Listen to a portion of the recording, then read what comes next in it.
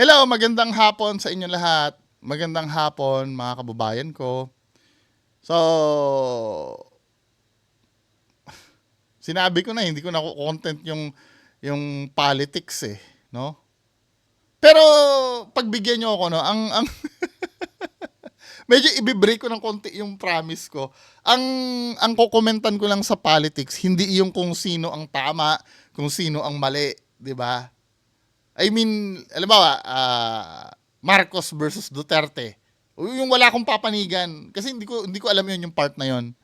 Yung mga ganung part, 'di ba? Ang kokomentan ko lang yung mga nangangampanya, 'di ba? Katulad nito. Ito number one na topic natin ngayon. Si Manny Pacquiao. Panoorin natin mga kababayan ko. Yun ang mabibilang na maalala ka ng mga tao. Kalimutan yan pag ito'y may nakikita akong mahirap. Kaya ganun ako kapassionate na ipaglaban ng mga mahirap. Oh, paglalaban ng mga mahihirap. Posisyon mo, yung kasikatan mo mawala. Mga mahirap. Yun ang count. Yun ang mabibilang na maalala ka ng mga tao. Yung mga utak teleserye. Mahal na mahal ni Manny Pacquiao mga mahirap. Bumibenta pa ba sa inyo yung ganyan? Yung paggamit sa mahihirap? Parang gasgas na, no? Parang yung mga mahihirap na yan, naaalala lang yan pagka-election Di ba? Pero pagka nakaupo na yan si Manny Pacquiao, mga barkada niya ng mga senador yung lagi niyang pinapakain sa bahay niya. Pero nung una naniniwala naman ako na pure ang puso nito ni Manny Pacquiao nung una. Kasi syempre alam naman natin na ito ay lumaki talaga ito sa literal na hirap talaga. Minsan nabuhay ito na yung sinasabi nila mahirap pa sa daga, naranasan niya yun 'Di ba? Pero nung nagkaroon na siya ng kasikatan, ng fame at ng pera, dumadating kasi yung time na mas may gusto pa siya. Kasi ganito yan 'Di ba bilang lumaki ka sa isang mahirap, ang dami mong pangarap Yung mga ina-idol mo, may mga idol kang singer, may idol kang artista, at kung sino-sino pa. May basketball player kang idol na habang mahirap ka nangangarap ka balang araw kaya makakamtan ko kaya yon yung ganyan. Magiging ganyan din kaya ako katulad kay Alvin Patrimonio. Magiging kasing galing ko ba na aktor si Robin Padilla? Kasing galing ko bang kumanta si Martin Nievera pag ako ay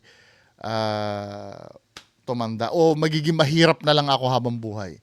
Nagkaroon siya ng opportunity. Nag-boxing kasi siya 'Di ba? Naging icon siya ng Pilipinas noon, 'di ba? Record holder pa rin siya nung 8th division, tama? Correct ako Na-break ba ni Mayweather 'yun? Hindi. 'Di ba? Or siya lang ang nakagawa noon. 'Di ba? Marami siyang nahawakan na parangal, lalo ng pera. Ngayon, nung nagkaroon siya ng pera, lahat ng pangarap niya nung isa-isa niyang tinutupad. 'Di ba? Naging singer siya. Naging basketball player, naging artista, nagpastor pa nga to, 'di ba? Basta ang dami niyang tinupad na pangarap niya bilang kung anong gusto niyang maging hanggang naging politician na siya ngayon. Isa sa mga bucket list niya yata maging presidente ng Pilipinas kaya lang hindi siya nanalo, 'di ba? Ano kayang kalagayan natin, no? 'Di ba? Pero nung una, katulad nga ng sinabi ko, no, ano naman siya, pure naman ang puso niya. Pero nung naramdaman niya yung sarap na magkaroon ng power, unti-unti na siya nakurap nun Nandun na yung lalabas na nagiging trapo na siya, no, yung palipat-lipat ng kinakampihan. 'Di ba nung una binabanatan niya si BBM. Then ngayon, pro BBM na rin. Wala na yung dating yung dating hangarin niya. Ako naniniwala ako dun sa dating hangarin ni Pacquiao nung una siyang tumakbo na makatulong sa mahihirap talaga. Ngayon, feeling ko katrapuhan na lang to eh. Hindi kayo, bumibenta pa ba sa inyo yan? Yung ganyan. Kasi alam mo, kung bakit madalas nadadala ang mga tao sa ganyan, yung mga style nila Willie Rebillame, na yung mga mahihirap. Kasi, ang akala kasi ng mga mahihirap, ang trabaho ng senador, magbigay ng literal na tulong. Yung magbabahay-bahay, bibigyan ng pera. Kasi yun ang nakikita nila sa mga taong to eh. Kasi nung una nagkapera si Manny Pacquiao, namigay din ito ng pera, ng bigas, di ba, nung nanalo. Marami naman talaga natulungan to. Ganon din si Willie Rebillame, namimigay ng pera. Pero nafe-fail ma-realize ng mga tao, yung mga talagang mahihirap, na hindi yun ang main trabaho ng senador. Oo, pwedeng gawin ng senador yon kung gugustuhin nila na mamigay ng pera galing sa sarili ng bulsa. Pero ang main trabaho kasi kasi nagagawa naman yun kahit hindi siya tumakbo eh.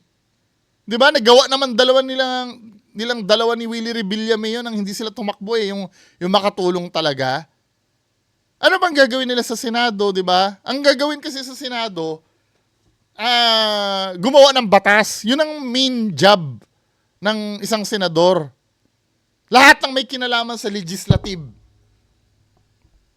Tama ba? Lahat ba? Basta may kinalaman sa legislative. Yun ang main trabaho ng senador. Diba? Kahit nga ako, may idea ako kung anong trabaho ng senador, pero hindi ko alam kung anong lahat ng trabaho ng senador. Pero alam ko, may kinalaman sa paggawa ng batas. Hindi yung mamigay ng pera. Yun kasi iniisip ng mga kababayan natin eh. Mamigay ng pera. 'Di ba? Ang trabaho ng senador, 'di ba? Halimbawa, pwede silang magdebate doon doon sa batas na ginagawa.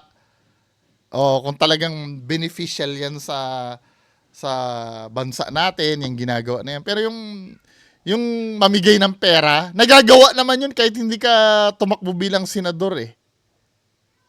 Kadalasan kasi kaya ka tatakbo bilang senador, may gusto kang batas na gawin na hindi ginagawa ng iba. Na feeling mo, makakatulong sa Pilipinas.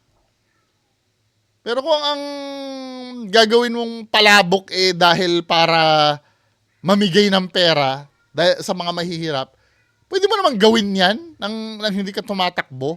Maliban na lang kung wala ka ng pera. May pera ka pa ba, Manny Pacquiao? Baka naman kaya ka tumatakbo kasi wala ka ng pera, ha? Okay na sana yung status nito, no? Icon na siya ng bumaba lang yung value niya nung nag-politics siya, eh. Di ba? Dati nung pag sinabi mo Manny Pacquiao, taas noo ka talaga, eh. Kahit yung mga kakilala kong OFW noon, sarap daw ng feeling nila pag nananalo si Manny Pacquiao, eh. Nagkakaroon sila daw ng respeto talaga noon, eh. Dapat naging legend ka na lang na ganun eh. Wala eh. Alam mo na. Ako sa akin, sa isang politician, pagka sinasangkalan lagi ang mahihirap, parang red flag na sa akin eh. Kayo, kung gusto nyo, kung bumibenta pa naman sa'yo, hindi ko naman kayo mapipigilan, di ba? Ako, sinasabi ko lang naman yung tingin ko. Diba? Anyway, next video tayo. Another politician, si Sir Sam Versosa. Mayor to ng Manila, di ba? Tinatakbuhan. Mayor. Anong ganap sa mundo ng showbiz? Usap-usapan ngayon sa social media ang naging reaksyon ng negosyante at public servant na si Sam Versosa na kasalukuyang karelasyon ng aktres na si Rian Ramos matapos itong mag-amok sa Ito yung may ba ng front row? Siya ba yung may-ari ng front row? isang Facebook Live dahil sa komento ng isang netizen. Ayon sa isang netizen, tinanong lamang niya si Versosa kung saan galing ang bigas na ipinamimigay nito matapos Sabing ganon, jowa ni Rian Ramos at si Sam Versosa nag-amok sa FB Live nang mapikon sa netizen. Context from anong name niya? Bryha? I asked him kung saan nanggaling yung bigas na pinamimigay niya kasi nilalait niya yung rice na pinamimigay ng government. I also asked kung saan siya nung pandemya. I didn't say anything foul. As a public servant, he should be open to scrutiny. Pero ganyan ang response niya, isang ordinaryong tao na gaya ko, pagbabanta. Tinanong kung saan ang galing. Baka naman, hindi naman ganyan. Minsan kasi alam mo, pagka nasusukol na, alam mo yun, yung pagagandahin nila, tingnan nga natin. 'Di ba? Kasi ang sabi niya lang daw, saan ang galing yung pinamimigay na bigas. O, tingnan Gusto natin. nitong punahin ang kalidad ng bigas na galing sa gobyerno. Bukod pa rito, tinanong din niya kung nasaan si Verzosa noong panahon ng pandemya. Sa kanyang pahayag, nilinaw ng netizen na wala siyang masamang sinabi sa politiko, ngunit naging mainit ang naging sagot ni Verzosa. Maraming salamat. Angelo, salamat sa iyo. Braija, antayin mo, hanapin kita kung nasan ka. Kala mo ba hindi ka nakatrace? Antay ka. Tanda mo yan, ha? Hanapin kita. Mabait lang tayo. Kalmado lang ako. Pero gago rin ako sa mga katulad mo. Dapat di na niya pinatulan, no? Di ba? Parang foul nga naman yun. Dapat di niya pinatulan, no? So, syempre, pag napakinggan kang ganyan ka magsalita, paano pagka halimbawa, nasa posisyon ka na? Ito yung automatic na iisipin ng tao eh. Paano pag nasa posisyon ka na, tapos may kritiko ka, ganyan din ba ang sasabihin mo? Parang hindi maganda. Dapat hindi niya nalang pinatulan, no? Lalo na't nasa kampanya ka pa, men. Actually, I don't want to post this, but I am also worried for my safety. Pinagbantaan ang isang ordinaryong tao gaya ko ni Sam Verzosa. #Manila, please pray for my, my safety. Ngayon, dapat may screenshot ka kung ano yung sinabi mo doon. Kasi yung sinabi mo dito, ang ganda-ganda nung sinabi mo eh. Tinanong ko lang. Minsan may ganyan magsumbong eh, no? Maayos naman ang pagkakatanong ko. Pero yung pag titingnan mo yung talagang tanong, minsan nakaka-insulto naman talaga. However, dapat hindi na pinatulan ni Sam Verzosa yun. Di ba? Siguro first time ni Sam Verzosa sa politics, no? Kaya hindi niya makontrol yung ganyan. Or pagod na rin siya, no? Nakakapagod kasi mga kampanya eh. Pero sana hindi niya na ginawa yun. Diba? Wala, gagamitin tuloy ng kaaway mo yan sa'yo. Dahil sa naging tugon ng public servant, ibinahagi ng netizen ang kanyang saloobin sa social media. Actually, I don't want to post this, but I am also worried for my safety. Pinagbantaan ng isang ordinaryong tao, gaya ko, ni Sam Verzosa. Ayon sa post ng netizen, ang pagiging isang public servant ay nangangahulugan ng pagiging bukas sa tanong at kritisismo ng publiko. Correct. Lalo na kung may kinalaman ito sa kanilang mga proyekto at pamamahala. Correct. Si Sam Verzosa kasi, hindi pa naman hindi pa naman public servant. Kaya lang, papunta na siya dun eh. Kaya nga presidente ng Pilipinas, open for criticism dapat. Diba? May presidente na bang nagalit sa isang ordinaryong tao? Alam ko, mga kaaway nila yung mga politicians din, no? Pero yung sa ordinaryong tao na ganyan, ay si Duterte, no? Yung parang may teacher na nagbanta yata tapos parang in-NBI. Pero dapat hindi pinapatulan yung mga ganyan eh. Pero yung sinabi naman kasi talaga ng teacher na yun, naalala niyo yun, yung pina-NBI, talagang may pagbabanta na talaga na parang papatayin niya yata si Duterte, something like that, parang ganun. Ngayon, gusto kong malaman kung ano yung sinabi kay Sam Verzosa, yung talagang nandoon sa chat. Kasi baka mamaya, karapat dapat naman talaga. Pero yung sasabihin ni Sam Versosa na gago din ako, parang ano sa mga katulad mo. So, ibig sabihin, pag may gago na nag-aano sa'yo, magiging gago ka din. Di ba? Ingat-ingat din sa sinasabi, lalo na pag nasa kampanya. Sayang ang pinuhunan mo. Feeling ko, malaki na nagagastos mo sa kampanya eh. Di ba? Wala eh. Minsan, hindi talaga natin nakokontrol yung sasabihin, no? Ngunit, kung totoo ang aligasyon ng pagbabanta, ito ba ay isang makatarungang tugon mula sa isang lingkod bayan? Karapatan ba Technically, hindi pa naman. Pero, papunta na siya ng doon. isang public servant na magalit sa ganitong paraan? O nararapat ba siyang maging mas mahinahon at bukas sa opinyon ng publiko?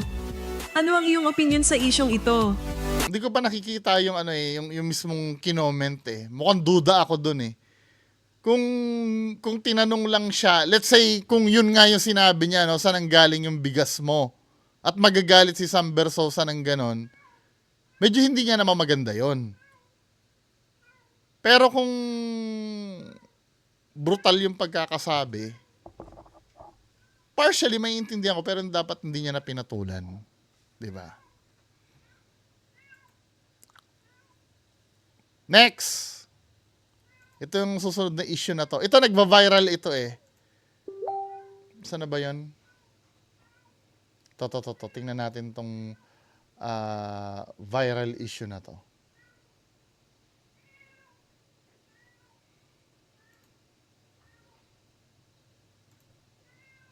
Yung may pinasok daw na pulis. Tingnan natin to, panoorin natin to. Galing to kay Sir Sky Bintores eh. Wala na akong pampagawa ng Ito, di umano daw, sinira ng... Napanood ko to sa balita.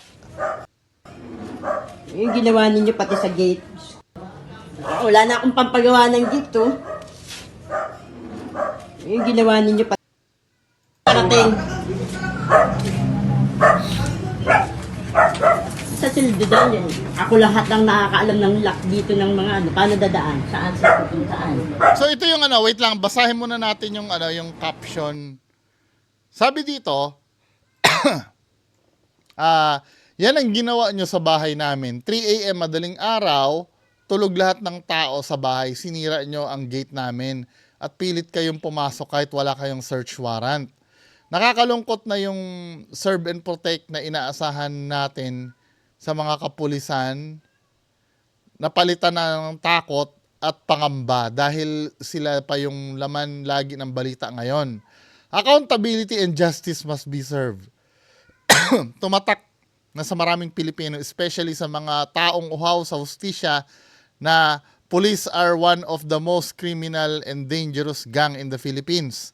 PS, may hinahanap daw silang kriminal na pumasok sa bahay namin. At pumatay daw ng tao. Mga mema kayo, pwede kayo kumatok. Nakita nyo ba sa bag ang hinahanap nyong kriminal? Oo nga na, ba't kinalkal yung bag? Tingnan natin yung... Ito yung nangyari. Oo nga, tao yung hinahanap. Bakit, Sa Bakit silbidan yan. Ako lahat lang nakakaalam ng lock dito ng mga paano dadaan, saan sa pupuntaan. ba't nagkakalkal sila ng bag?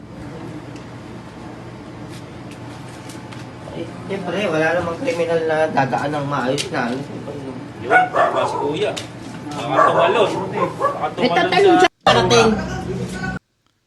Nanggaling yung pinatay, dito rin tumakbo yung pumatay, ha? Po, welcome po kayo lahat. Binuksan na nga po lahat sa eh. pulis. Kasi pag nangyari sa inyo, sa particular natin. Okay na nga eh. Tago ka ba? Kaya pag Ba't nagagalit ka? akit, hindi pa kami, talagang magagalit ako kasi istorbo po kayo sa amin. Tinan niyo po ginawa niyo sa amin, no? Baka mahuli yung ano kayo kasi dito nga tumakbo yung ano eh. Ay, kaya nga po. Ito nanggaling yung pinatay. Tama nga yung mga pinagagawa niyo. Yan, lahat, ang dami, puro di ba rin mga pulis na yan, oh? Anong oras ngayon? 3 beses na ginawa dito yan sa amin. 3 beses? Okay, buksan natin yan. Wala problema po.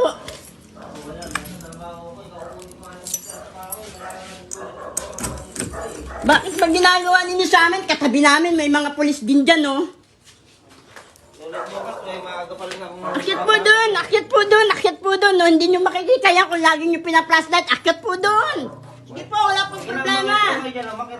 Oh, welcome na welcome kayo dyan. Ganyan na naman laging ginagawa nyo sa amin. Akyat po dyan, wala pong problema. Laging ginagawa sa inyo? Total, nag-istorbo na rin lang kayo sa amin eh. O, akyatin nyo hanggang doon.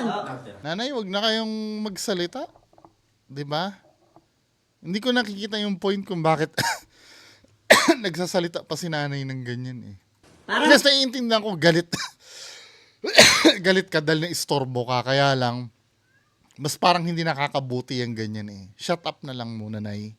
Di ko mali yung ginawa nila. napaka-criminal yung hanapin ninyo. Criminal po talaga. O, kaya nga eh. Matay nga eh. O, kaya Dito nga nga tumakbo. po. Akit nga po. Akit nga po. Ano iniiyak mo? Ay, kaya nga po. Huwag na Akit kayong nga po. maninigaw, sir. Hindi kami naninigaw, kayo naninigaw eh. Hindi nga po eh.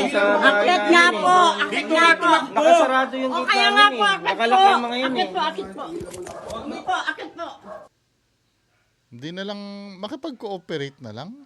Po kayo doon. Ito, oh. Alis na daw Alis yung... na yung gamit nung pumatay. Nandito sa compound niya, hindi nyo alam kung kanino to. Hindi nga alam kaninong bag yan. Hindi nyo alam. Oh, ito yung ano, ito yung nakikita kong... Hindi ko kinakampihan yung mga pulis ha. Yung sinasabing... kasi tinanong sila eh. Parang napanood ko sa news, tinanong sila kaninong bag ito, hindi nila alam. 'Di ba? Tapos may magko-comment, alis yung gamit ng pumatay ha, mema ka sir, gamit ng tita ko na itatapo na. Eh bakit? Malay lang natin. 'Di ba? Malay lang natin kung gamit ng tita mo yan na itatapo na. Hindi sa kinakampihan ko yung pulis ha. Ngayon, ayon dun sa dati nating kinonsulta, ano ba yan?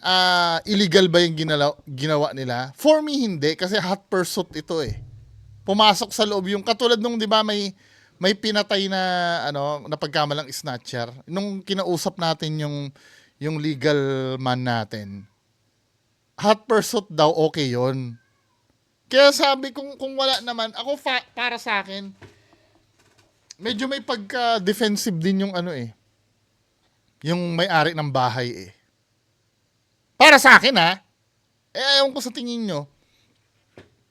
Kasi kung ano ba may tumakbo ba sa amin, sige nga hanapin nyo baka nandyan, hindi namin namalayan. Pero yung ganyan, ewan ko no. Para sa akin talaga, o natural lang sa akin magduda. May nakita po kayo, basura yan. Lahat yan nandyan, no? Basura. Okay. Nandito dyan yan. Nasa loob lahat yan. Pasibat na yan. Oh, yan na po, sige po. Basura, mga damit no. Nandito na po yan lahat. Nandyan na po yan lahat. Dati na po yan. Akala ko nung una hindi nila alam kung kanino yung bag. Tapos ngayon dati na. Medyo may inconsistency din dun sa pinasok eh. Sigarilyo, may laman pa oh.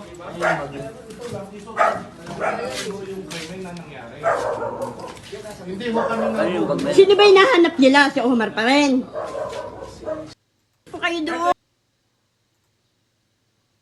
So yun tingnan natin yung balita. Alam ko may balita yan eh. Viral ngayon ang komosyon sa pagitan ng mga pulis at mga naninirahan sa isang bahay na pinasok nila sa Caloocan. Sabi ng mga pulis, doon daw kasi sa bahay na yung tumakbo ang tinutugis nilang suspect sa pagpatay sa isang babae. Ang mainit na balita hatid ni Bea Pinlac.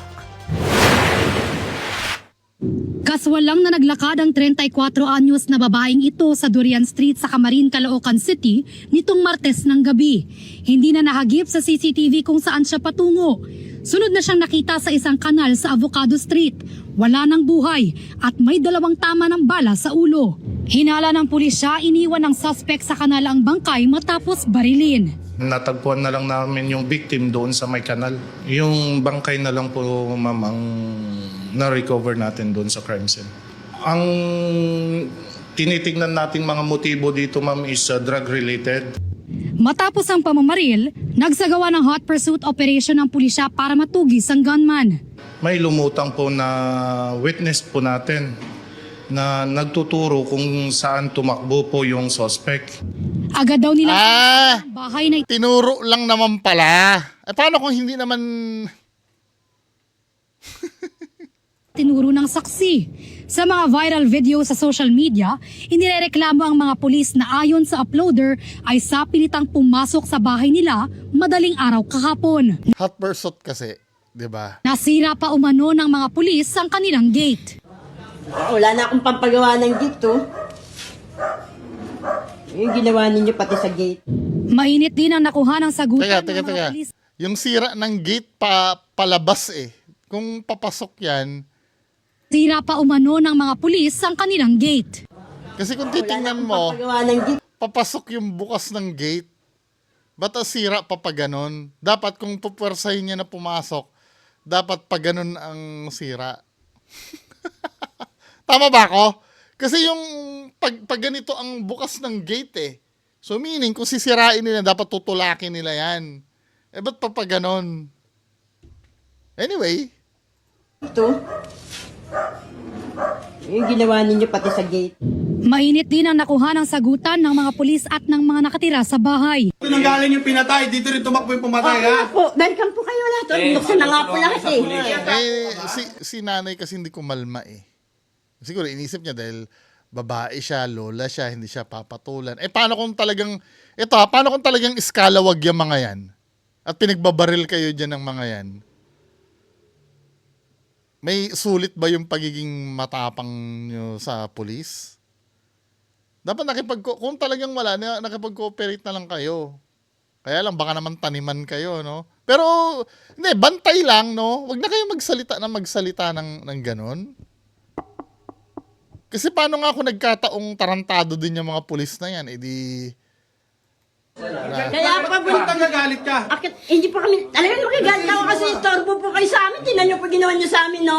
Welcome na welcome kayo dyan. Bakit po dyan? Wala pong problema. Sige po.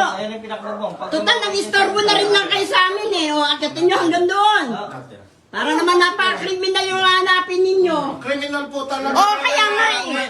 Pumatay nga eh. Kaya nga tumakbo. Akit nga po. Akit nga po. Ano iniiyak mo? Ay, kaya nga po. Hindi na kayo maninigaw, sir. Hindi kami naninigaw, kayo naninigaw eh. Hindi Depensa ng pulisya, walang iligal sa ginawa nila. Pagpasok naman namin, ma'am, doon sa lugar, open naman po yung gate. Wala naman po kaming sinira. Wala po kaming nasaktan. Ang hinanap lang po namin doon is yung suspect po, ma'am. Wala pong illegal na nangyari doon po, ma'am, kasi hot pursuit to yung ginawa po namin. Ipinaliwanag din nila ang nakuhanan sa isa pang video kung saan may kinakalkal na bag ang isang pulis. Tinanong po namin yung mga tao doon sa area. Ang sagot nila sa amin, ma'am, hindi nila pagmamayari yung isang bag. Kaya parang narinig ko yun. ng isang kasama ko po yung bag kung sino yung may Tapos biglang pagmamayari daw yun ng tita nila na itatapon na. Parang medyo din eh. Feeling ko parehas silang hindi nagkaintindihan eh. Misunderstanding ito. rin nun. Baka andun na yung baril na ginamit sa krimen. Pero wala po kaming kinuha ng mga gamit doon po. Kung sinabi nilang hindi nila pagmamayari, kinuha po namin for verification po kung sino po yung nagmamayari. Tinanggi nila eh. Naisauli na rin daw ang bag sa may-ari na nag-claim nito sa police station kahapon. Iniimbestigahan na ng Caloocan City Police ang insidente. Inaalam nila kung nagkaroon ba ng mga paglabag ang mga pulis sa kanilang hot pursuit operation. Nirelieve muna sa pwesto ang mga sangkot na pulis habang isinasagawa ang investigasyon. Sinusubukan pa namin kuhanan ng pahayag ng uploader ng mga video, pati ang iba pang sangkot na pulis. Bea Pinlac, nagbabalita. Hindi ko rin kasi sa akin, medyo OA nga naman si nanay doon. Napapasok na sa loob ng bahay eh. Ibig sabihin, huwag ka na magngangal-ngal doon na eh. Kahit kung nanay ko yun, sisikuhin ko yun eh. Huwag ka nang hayaan mo na. Bantayan na lang natin kung magtatanim sila o hindi. Kasi hindi rin nakakatulong yung daldal na ito, naka-istorbo kayo. Lalo na't nasa may tense pa yung mga pulis. Paano kung nagkataon mga barumbado yun, di napasama pa yung ano. Pero hindi ko kinakampihan yung mga pulis ha. Medyo na buwisit din ako dun sa ano kasi, dun sa nanay. Next video. Ito. Kay Philip Apollo. Tama ba? Tingnan natin ha. Ano to? Wait lang nga, ayaw pa mag-load eh. Ito. Last video.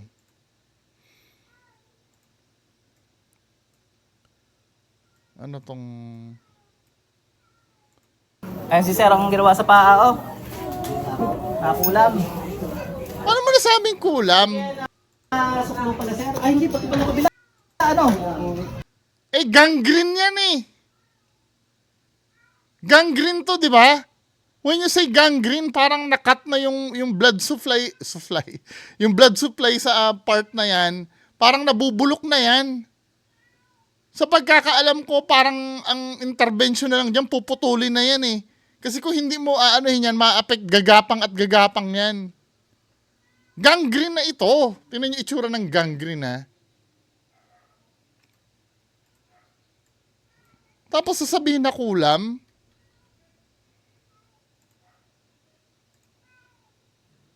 Ayan o. Ganyan ang gangrene, nangingitim talaga. Ito yung early stage niya, no. Paitim ng paitim yan kasi nabubulok na yan. Feeling ko may diabetes itong nagpapagamot kay Philip Apollo. Ito siya, hindi ako naniwala sa clue yan. Sige, kulam talaga yan. Hindi, wait, yung mga may nalalaman sa kulam ba? Ganun ba mga gagamot? Unang tingin pa lang, alam nyo na agad na kulam? Or baka first time nyo lang makakita ng ganito? Gangrene ito eh. Nangyayari ang kadalasan pagka may diabetes na napabayaan. Ano ba naman? Pero niya wala pagtago, yung gumambala, pati nag-utos, pasok lahat. Sandali, dali. Dali, ngayon na.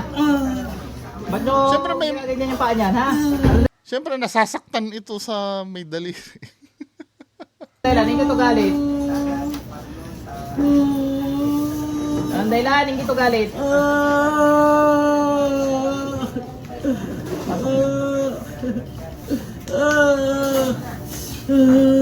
Ang galat niya, bilis.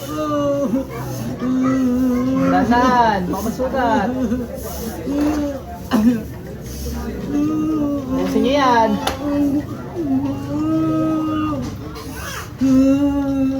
Anong dahilan niya, hindi to galit? Sagot.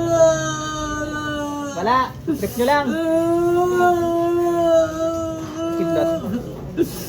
Actually, meron ako nakakausap ngayon na vlogger na gagawa niya ng pinasa niya sa akin ito eh. Itong, hindi itong video na to ha. Ibang video din ni anong name niyan? Ni Philip Apollo. Gusto niyang imbestigahan daw.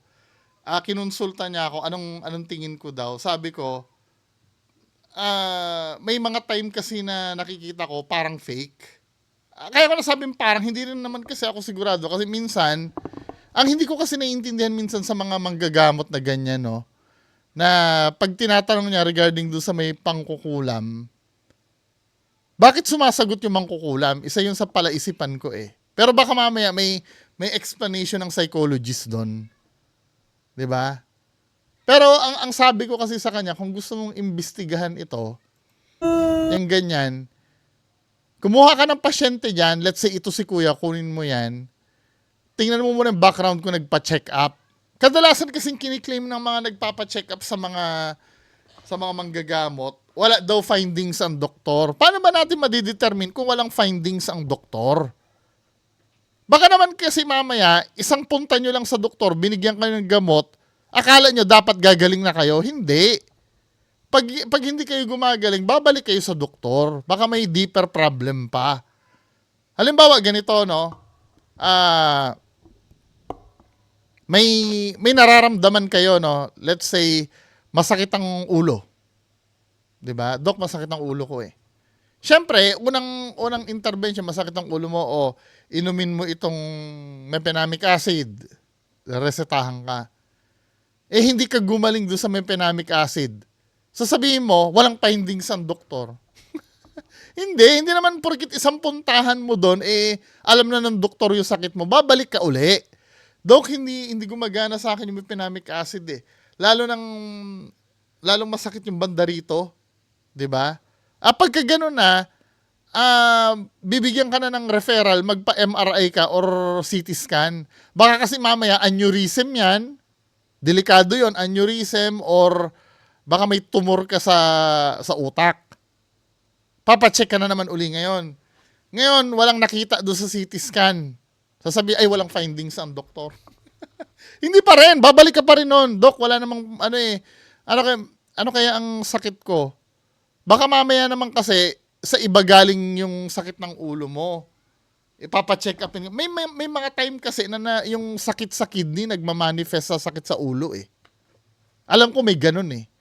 Yung akala mo normal headache lang, yung pala dahil sa kidney mo pala yon. 'Di ba? May mga ganun eh, hanggang sa makita yung mapinpoint ba kung saan yung may problem sa'yo.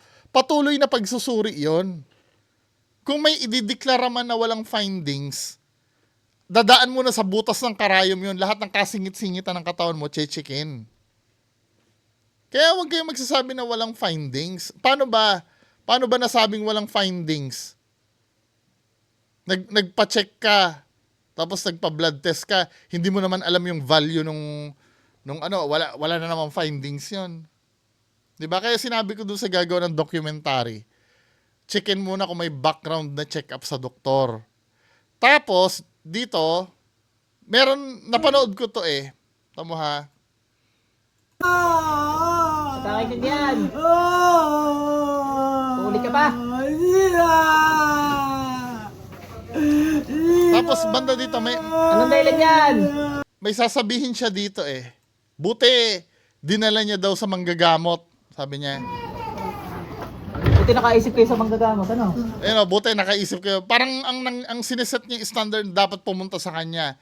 Ngayon, dahil sinabi niya yan, kailangan i-monitor to. Hingan natin ng time frame si Apo Philip Apollo.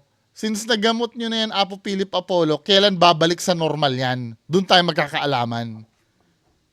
Pag sinabi after 1 week, normal na yan. Kasi nagamot ko na eh. Pag sinabi niya gano'n, balikan after 2 weeks para may allowance. Tingnan natin kung talagang pag hindi pa rin gumaling, alam nyo na ibig sabihin nun. Ngayon, magpapalusot na lang yan na hindi, masyadong malakas yung mangkukulam. Hindi ko kinakaya. Mga gano'n na lang. Pero kung tutuusin, ang kadalasan kaya napapanatili yung credibility ng manggagamot na ganyan, hindi pinapollow up itong mga taong ito. 'Di ba? Let's say halimbawa nagpagamot sila niyan magaling ka na. Tapos hindi naman sila gumaling, ang gagawin nila magmo-move on na lang uli sa ibang manggagamot uli. Makakalimutan na nila si Apo Philip Apollo kasi hindi sila napagaling. Pero pag napagaling sila ni Apo Philip Apollo, babalikan nila, ay gumaling ako. 'Di ba? Pero ilan sa mga nagpagamot kay Apo Philip Apollo ang nasundan. Kaya yun ang pinayo ko dun sa vlogger na gagawa ng documentary nito. Dapat sundan ito.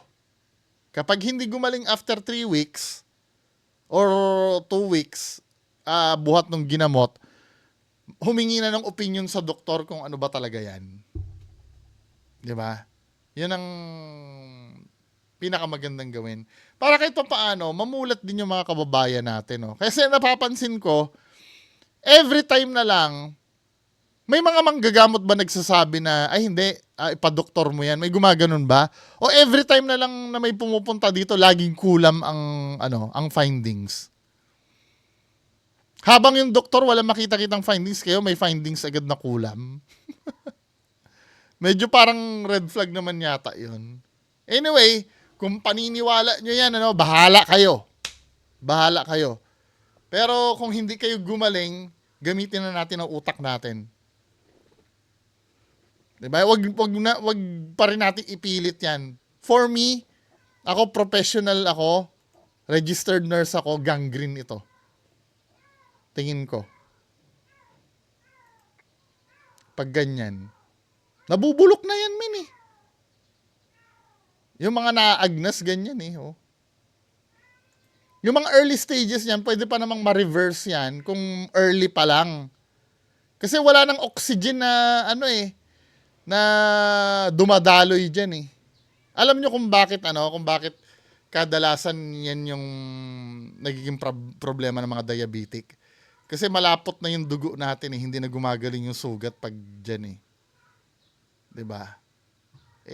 Kayo, bahala kayo, no? Total paniniwala nyo yan. Di bahala kayo. Basta sasabihin ko lang, ito ay gangrene. Na for me, dapat, kung malala na yan, dapat pinuputol na yan eh. Para hindi pa maapektuhan niya. Anyway, mga kababayan ko, yan lang po muna mapapag-usapan natin ngayon. Magandang hapon po sa inyong lahat.